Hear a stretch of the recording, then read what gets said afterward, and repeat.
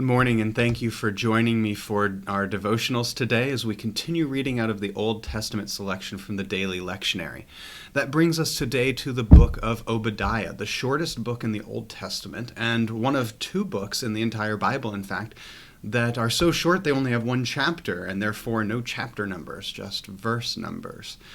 And so today we'll read starting in verse 15 of Obadiah. Obadiah is a book of judgment against the people of Edom, people of Esau, who have abandoned the people of Jerusalem, watched and stood idly by as they were captured, as they were exiled, as their city was plundered by their enemies.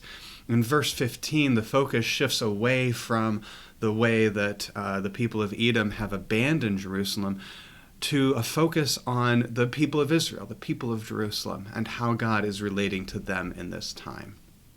And in verse 15 it says, "For the day of the Lord is near against all the nations. As you have done, it shall be done to you, and your deeds shall return on your own head. For as you have drunk on my holy mountain, all the nations around you shall drink. They shall drink and gulp down, and shall be as though they had never been. But on Mount Zion there shall be those that escape, and it shall be holy. And the house of Jacob shall take possession of those who dispossessed them." God isn't going to come in and make everything all of a sudden magically better. But nevertheless, God declares that God is still on the side of the house of Jacob, on the side of the people who worship at Mount Zion, the temple in Jerusalem. It says, as you have drunk on my holy mountain, all the nations around you shall drink.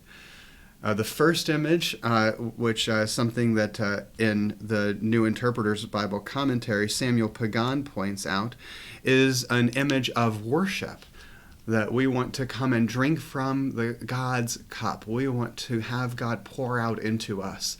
But this second image, all the nations around you shall drink and gulp down and be as though they had never been.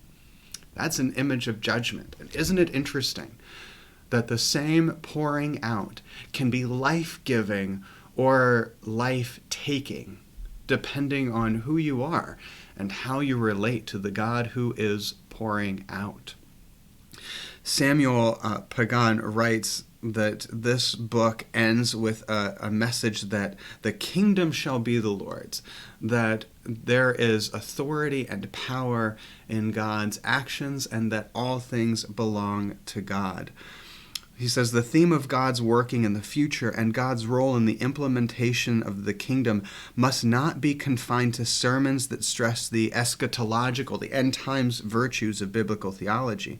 The building of the kingdom requires people to translate the theological principles of the kingdom into programs that will benefit believers, churches, and humanity in a tangible way.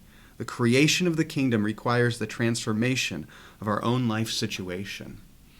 We have the opportunity. Are we going to be the people of Edom who will stand by, or are we going to be people who take God's side? As you have done, it shall be done to you. Your deeds shall return on your own head.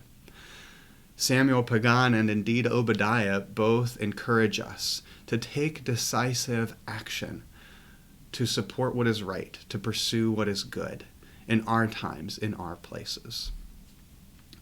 Would you join me in prayer? God, you've brought us safely to this new day. Help us to live it with joy and in simple acts of kindness. Amen. Have a blessed day.